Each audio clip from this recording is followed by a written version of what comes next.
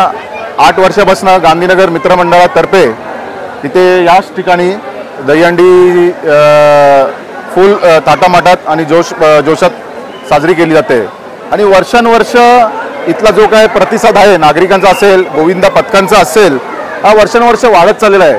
त्याकरता मी खरोखर नागरिकांचा आणि गोविंदा पथकांचा मी आभार मानतो आणि भगवान श्रीकृष्ण चरणी प्रार्थना करतो की जागोजागी दहीहंडीचं आयोजन केलेलं आहे आणि कुठेही दुःखपात अशी झाली नाही पाहिजे। देवाचरणी हीच प्रार्थना करतो की सर्व गोविंदा पथकांचं रक्षण करो।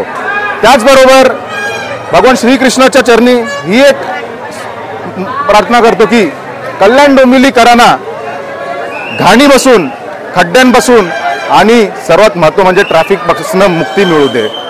आणि आमचे जे पोलीस बांधव आहेत त्यांचे तर प्रयत्न सातत्याने चालू असतात, पण कुठेतरी कमी पडतंय काहीतरी, म्हणून त्यांना ईश्वरचरणी प्रार्थना करतो की त्यांना कुठेतरी एक शक्ती मिळो, बळ मिळो आणि परत एकदा सर्व नागरिकांना, सर्व गोविंदा पथकांना आणि महाराष्ट्र पोलिसांना दहीहंडी व गोकुलाष्टमीच्या हार्दिक शुभेच्छा देऊ इच्छितो।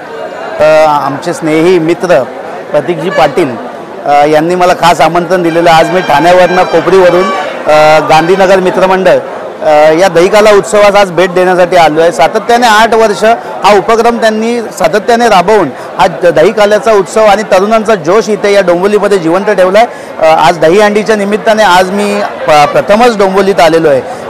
कार्यक्रमाचा उत्साह शिगेला पाहता प्रतीक आणि त्यांच्या टीमला आणि गांधीनगर मित्रमंडळाला माझ्याकडनं शुभेच्छा। आज जसा मराठी माणूस एकवटला आहे आणि एकमेकाला जसा हाताला हात देतोय, खांद्याला खांदा देतोय, तसाच धकाधकीच्या या जीवनात आणि जनरल आयुष्यामध्ये एकमेकाला सहाय्य करून मराठी माणसांनी एकजुटीने मोठं बांधावी याच